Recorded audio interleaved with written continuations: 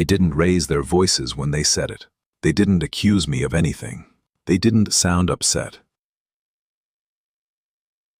They said it casually, like it was just something they had noticed. "You're different now." The words landed softly, but they carried weight. Not because they were cruel, but because they were intentional. It wasn't a compliment. It wasn't concern. It was a test. A way to see if the version of me they used to know still existed somewhere underneath the calm. I'd heard variations of that sentence before. "You've changed. You're not the same. You used to be easier to talk to." Every version meant the same thing. They weren't reacting to who I was becoming. They were reacting to the loss of control over who I used to be. The comment came during dinner. Nothing dramatic. No argument. No tension you could point to, just a familiar table, familiar faces, and that strange feeling you get when something ordinary suddenly becomes a turning point.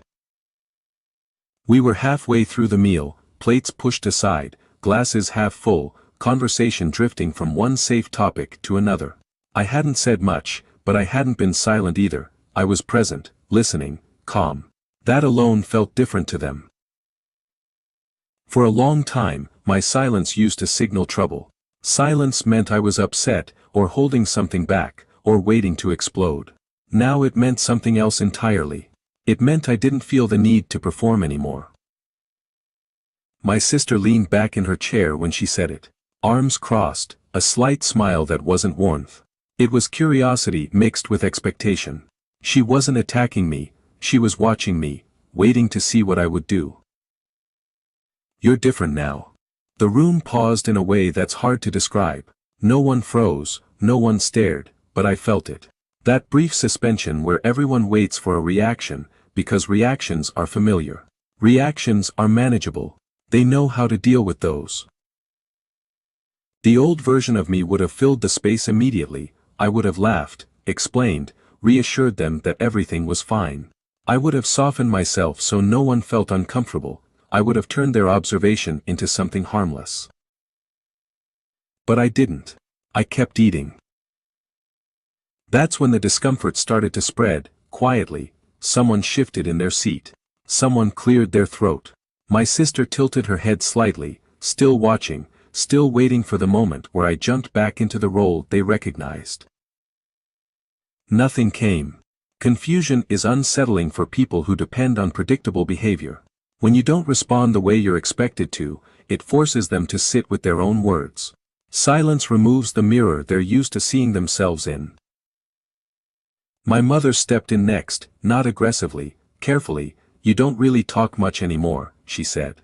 The sentence was framed as concern, but concern doesn't need an audience. This did. It was another attempt to pull me back into explaining myself. I nodded once. That nod acknowledged the comment without feeding it. It said, "Yes, I heard you, and no, I'm not going to justify it." That single gesture seemed to unsettle them more than any argument ever could.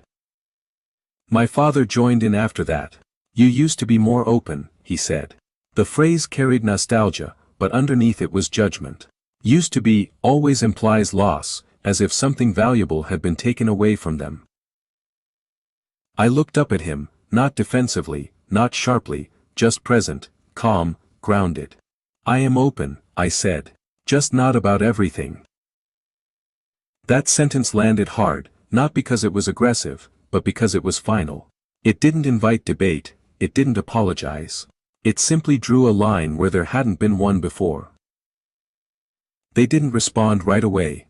Boundaries confuse people who benefited from access. When you stop explaining, they don't know which lever to pull. My sister laughed, not because it was funny, because laughter is a way to regain control when something feels uncomfortable. "I guess we just don't know you anymore," she said. There it was, the provocation. That sentence was designed to pull me back in, to make me prove myself, to reassure them that I was still reachable. I didn't take the bait. I let the silence answer for me. That's when they started talking to each other instead of to me.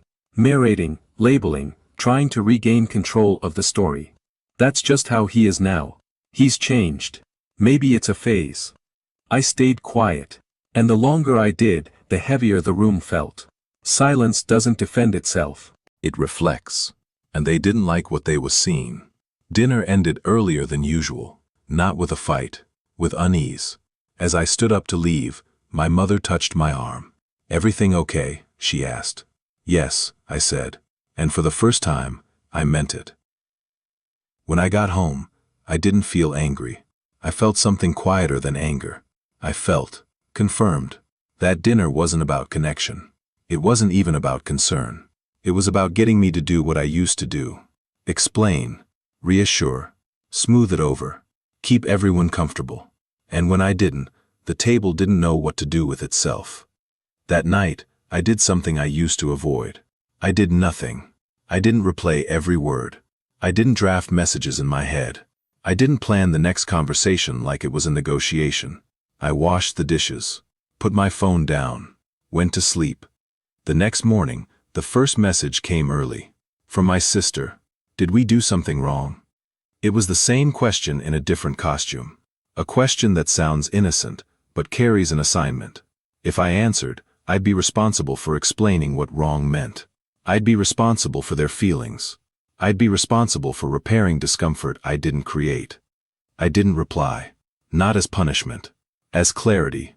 An hour later, my mother called. I let it ring. Then she texted. "Just checking in. You seemed quiet." Quiet. She said it like it was a symptom. Like it needed treatment. I didn't respond. And for the first time, I noticed how quickly they escalated when they didn't get access. By the afternoon, my father texted, "You okay?" 2 words. No warmth. No curiosity. Just the feeling of a hand on a doorknob, testing if it still turns. I read it. I set the phone down. And I kept living my day. That's when the pattern began. They would send something small. Something that looked harmless. And when I didn't respond, they would shift tactics. Concern became criticism. Curiosity became judgment. Because silence doesn't give them anything to hold. So they tried to create something. A few days later, a photo appeared in the family group chat. A dinner table. Smiles. Plates. A caption from my sister. Family night. Some of us made time. It wasn't subtle. It wasn't meant to be. It was bait. A tiny public poke designed to pull emotion out of me. To make me defend myself in front of everyone. To make me explain why I wasn't there. I didn't react. I didn't leave the chat.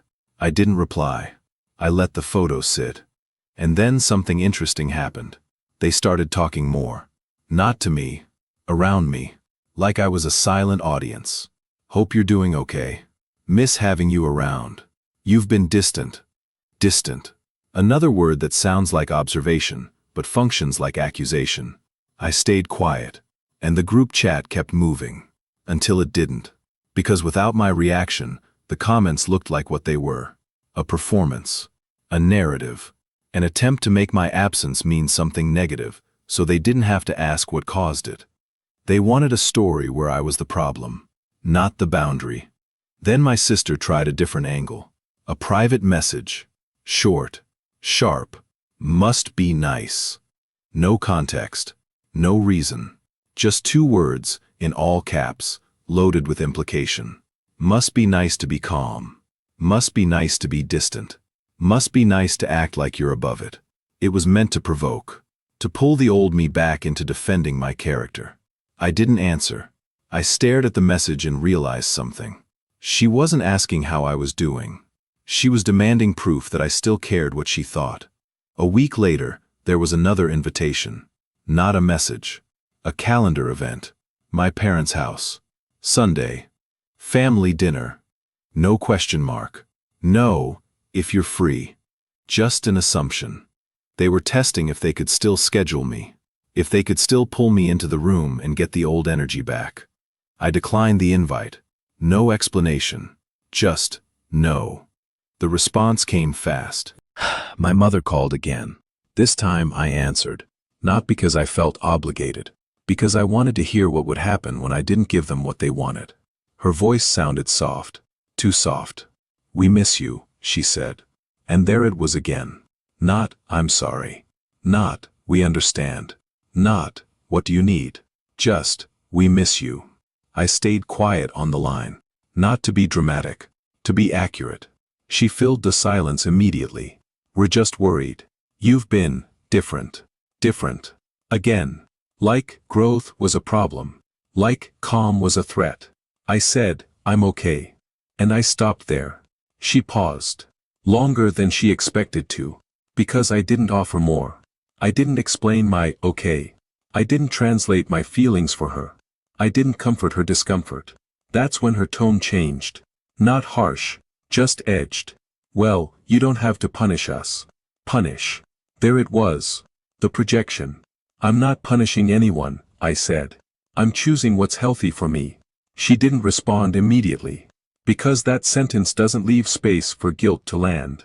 It's not an accusation. It's a boundary. And boundaries make people reveal their priorities. If they care about you, they respect it. If they care about access, they challenge it. My mother, like I disappointed her. Okay, she said.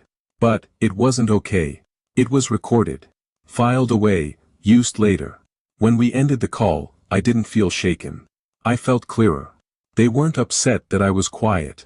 They were upset that my quietness no longer served them. And I could feel it building. The next attempt wouldn't be subtle. It would be public.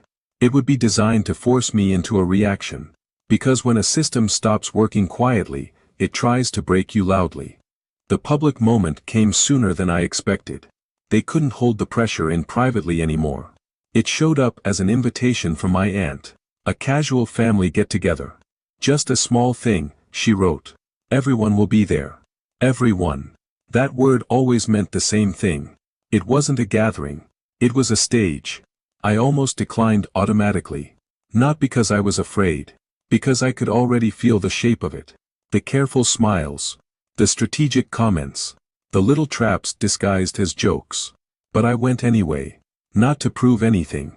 To confirm something. When I arrived, the house looked normal from the outside. Warm lights, cars in the driveway. Sounds of people talking. Inside, it was familiar. And tense. Conversations didn't stop when I walked in. They shifted. Like a radio being tuned. People smiled, but not fully. Hugs were quick. Eye contact was brief.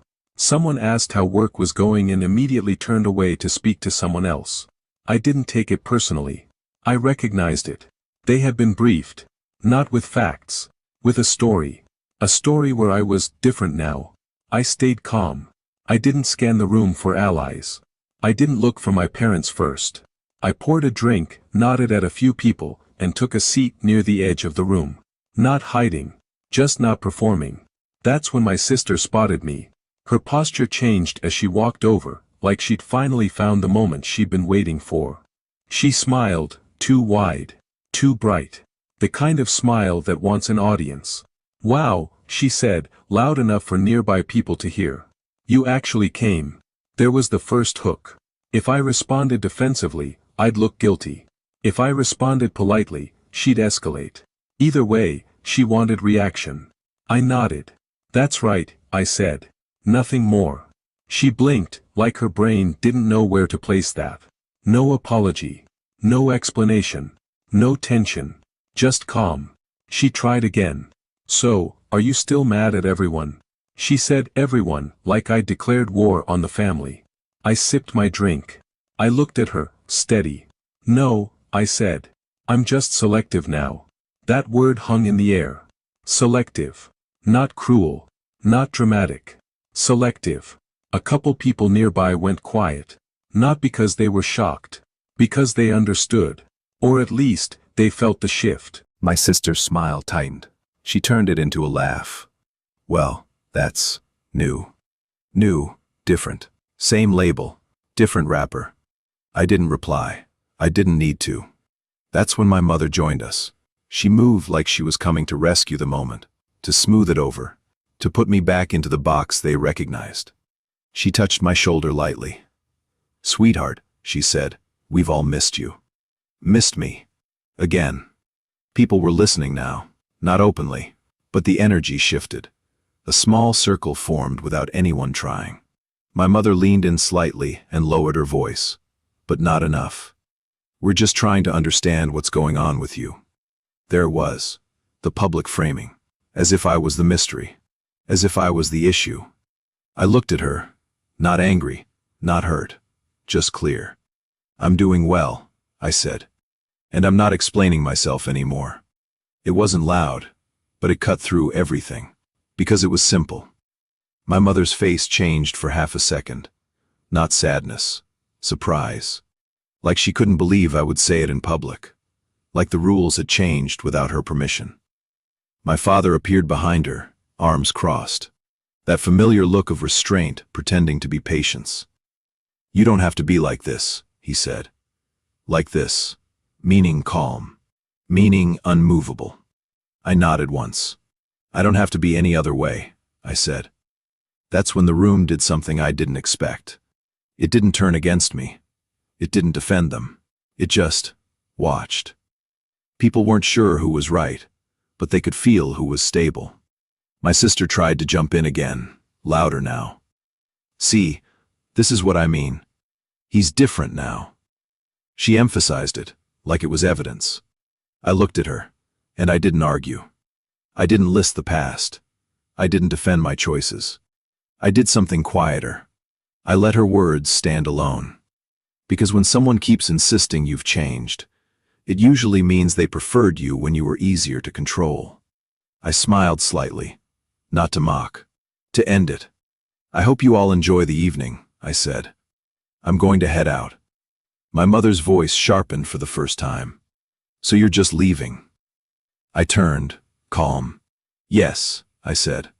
That's what people do when something isn't good for them. I didn't wait for a response. I didn't storm out. I walked out like it was normal. Because it was. In my car, I sat for a moment before starting the engine. Not shaking, not sad, just present.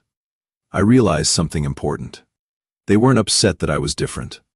They were upset that my difference didn't require their permission. And the part that drove them crazy wasn't my words. It was my lack of urgency. No scrambling, no pleading, no explaining. They wanted a reaction. I gave them nothing. They laughed first. I stayed quiet. If your calm makes people uncomfortable, it's because they were counting on your reaction to keep control. You don't owe anyone the version of you that was easier to manage.